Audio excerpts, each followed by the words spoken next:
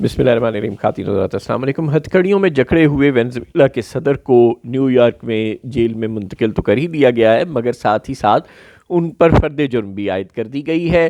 اب آپ نعرے لگاتے رہیں، اب آپ بڑکے مارتے رہیں، اب آپ شور مچاتے رہیں، ہونا وہی ہے جو طاقتور نے کہہ دیا۔ آپ زہران ممدانی ٹرمپ کو فون کر کے کہے کہ یہ تو نے اچھا نہیں کیا، یا اقوام متحدہ کا سیکرٹری جنرل کہے، یا آپ یو این سیکیورٹی کونسل کا اجلاس بلا کر کوئی مذمتی قرارداد امریکہ کے خلاف منظور کر لیں، لیکن ظاہر ہے ہونا کچھ نہیں، کیونکہ طاقت ہمیشہ بندوق کے منہ سے نکلتی ہے اور دنیا میں وہی ہوتا ہے جو طاقتور کہتا ہے۔ چنانچہ اب آپ نورین نیازی سے لے کر پی ٹی آئی کے کارکنوں تک جو بھی شہباز شریف کو برا بھلا کہتے رہیں کہ اب آپ ٹرمپ کو ایک مرتبہ پھر نوبل انعام کے لیے نامزد کر دیں، کیونکہ اس نے اقتدار میں آنے کے بعد یہ تیسری جنگ ہے جو چھیڑی ہے، تو اب آپ اس کی مذمت کریں اور اس کے خلاف لڑنا شروع ہو جائیں، کھڑے ہو جائیں۔ ظاہر ہے یہ ساری باتیں کر لینا اس لیے آسان ہے کیونکہ آپ نے صرف باتیں ہی کرنی ہیں۔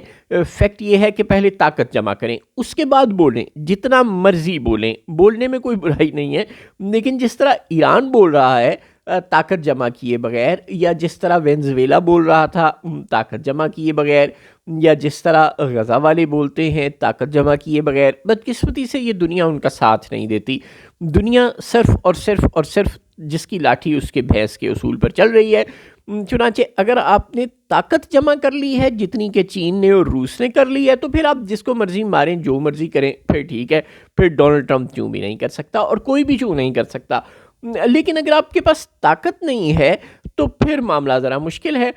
چنانچہ آج کی دنیا کا ڈونلڈ ٹرمپ نے جو اصول بنا دیا ہے وہ یہی ہے کہ طاقت جمع کریں۔ اسی اصول کو اگر تحریک انصاف کے دوست سہیل آفریدی اور باقی سب بھی سمجھیں گے تو ہی چل سکیں گے۔ اگر بیرسٹر گوہر کی طرح مذاکرات کی بھیک مانگیں گے تو پاکستان کے اندر بھی کچھ نہیں ملنا، باہر بھی کچھ نہیں ملنا۔